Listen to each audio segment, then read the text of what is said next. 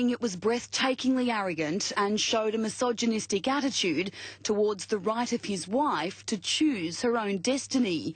He'll serve a minimum 15 years and 9 months in jail, a destiny he deserves.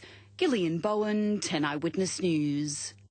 Well, no one will confirm it publicly, but the handling of the Lindt Cafe siege has forced a big shake-up at police headquarters.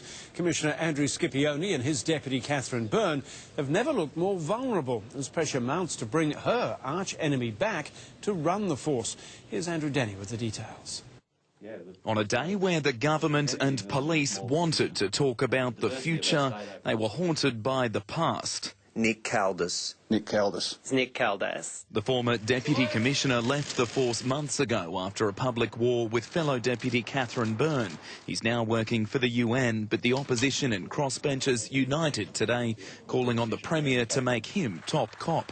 He's the finest New South Wales police officer of his generation. I don't have much confidence in the current leadership. But none of them have spoken with Mr Kaldas besides a brief text message. So does he even want the job? He did not say that he wanted the job. No, he didn't say he wanted the job. There's numerous police officers that could fill the role of commissioner. We don't need to go outside New South Wales to recruit a new commissioner. It was all a distraction from the main announcement today, a major police restructure. We're trying to future-proof so that we've got a force that can continue to serve for police officers that haven't even been born yet. When Kaldas retired, it left Deputy Commissioners Catherine Byrne and Dave Hudson. Those 3 roles will now be expanded to 5. Counter-terrorism gets its own portfolio. That was handled by Catherine Byrne, who'll now stay on and get to choose which new position she'll take. I want to speak to Cat Byrne, I want to speak to David Hudson, I want to work out what they want, and then we'll work it out from there. But critics say after the damage caused by the Lindt Cafe inquiry, a whole new executive is needed.